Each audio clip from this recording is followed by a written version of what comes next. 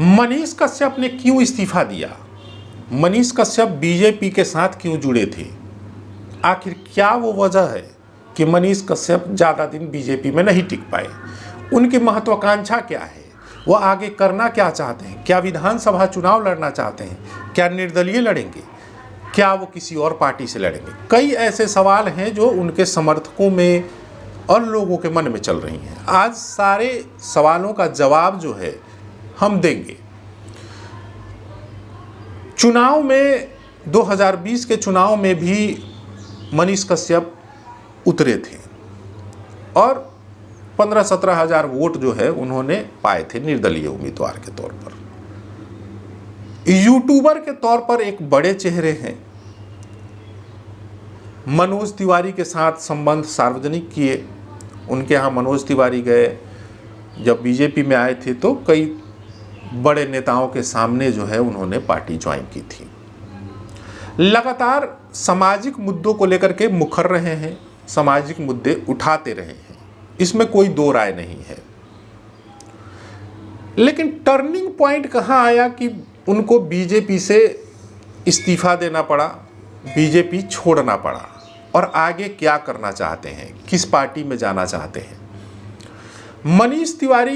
मनीष कश्यप को अगर आप जानते होंगे तो मनीष कश्यप हमेशा से पुल पुलियों के निर्माण को लेकर के सवाल उठाते रहे, सड़कों के गुणवत्ता को लेकर के सवाल उठाते रहे, यूनिवर्सिटी में भ्रष्टाचार को लेकर के उठाते रहे, शिक्षा व्यवस्था को लेकर के सवाल उठाते रहे।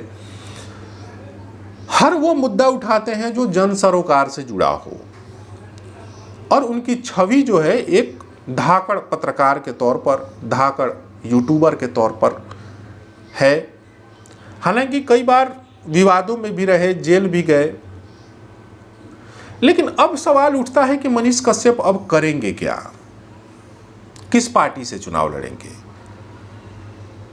उन्होंने इसका खुलासा भी किया है कि वो जिस पार्टी से चुनाव लड़ेंगे वो सामाजिक सरोकारों से जुड़ा होना चाहिए, स्वास्थ्य व्यवस्था की जो बात करता हो, जो पलायन की बात करता हो, हम उस पार्टी से चुनाव लड़ेंगे। फिलहाल में ऐसी पार्टी एक ही पार्टी दिखती है जो नई नई बनी है, जनसुराज। तो क्या मनीष कश्यप जनसुराज जा रहे हैं? उसकी भी चर्चाएं चल रही हैं और शायद अंदर खाने बातचीत भी चल रही है। पश्चिम चंपारण के इलाके से वो चुनाव लड़ते हैं और इस बार भी वो चुनाव लड़ेंगे। इसको लेकर के मनीष कश्यप ने अपने समर्थकों से, अपने चाहने वालों से राय भी मांगी है कि उन्हें कहां से, किस पार्टी से चुनाव लड़ना चाहिए, किस इलाके से लड़ना चाहिए। हालांकि इलाका तय है, या निर्दलीय चुनाव लड़ना चाहिए। मनीष कश्यप को अगर आप जानते होंगे तो बीजेपी से उनका नाता टूटने का, बीजेपी छोड़ने की एक बड़ी वजह पीएमसीएच बना। पीएमसीएच में वो कुछ दिन पहले एक बच्ची के इलाज के लिए पहुंचे थे, लेकिन उनके साथ जूनियर डॉक्टर्स ने मारपीट की। बताया गया कि उनको बंधक बनाया गया, मारपीट की गई, और बीजेपी का कोई नेता उन्हें देखने था। इसका मलाल जो है वो मनीष कश्यप को है, और यही वजह है कि मनीष कश्यप ने सोचा कि जब हमारे बुरे दिनों में हमारी पार्टी साथ नहीं दे रही है तो क्या ऐसी पार्टी में रहना उचित है। बीजेपी को लेकर के उन्होंने कई सारी बातें कही, लेकिन सबसे बड़ा सवाल है कि वो क्या कामयाब हो पाएंगे। अगर मान लीजिए कि जनसुराज में जाते हैं, जनसुराज से टिकट भी मिल जाता है, नोन चेहरे हैं, सभी जानते हैं, बिहार ही क्या देश में उनके फॉलोअर्स हैं, उनके चाहने वाले हैं, तो क्या उनको कामयाबी मिलेगी? जनसुराज लगातार आगे बढ़ रहा है, लेकिन जो बीजेपी में सरवाइव नहीं कर पाया, क्या वो जनसुराज में सरवाइव कर पाएगा? ये भी बड़ा सवाल है, क्योंकि जनसुराज अभी अभी बनी है। उपचुनाव में उन्होंने हाथ आजमाया था 2025, जब 4 विधानसभा सीटों पर उपचुनाव हुए थे तो हाथ आजमाया था। हालांकि पहले ही चुनाव में उन्होंने अपनी दमदार प्रदर्शन से सबका जो है ध्यान आकर्षित किया था। 35,000, 37,000, 17,000 वोट जो है उनको सीटों पर आए थे।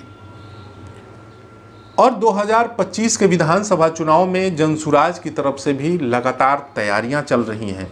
हर विधानसभा सीट पर उम्मीदवारों का चयन किया जा रहा है, दमदार उम्मीदवार उतारने की तैयारी की जा रही है। सोशल मीडिया पर लगातार प्रचार प्रसार किया जा रहा है। हर विधानसभावार जो है सोशल मीडिया टीमें लगी हुई हैं जो लगातार काम कर रही हैं। लेकिन बात अगर मनीष कश्यप की करें तो वो चाहते हैं कि विधानसभा में जाकर बिहार के मुद्दों को जोरदार तरीके से उठाएं, होना भी चाहिए। दूसरी चीज कि अगर आप सियासत में आते हैं तो सियासत में आने के बाद कई लोग बदल भी जाते हैं।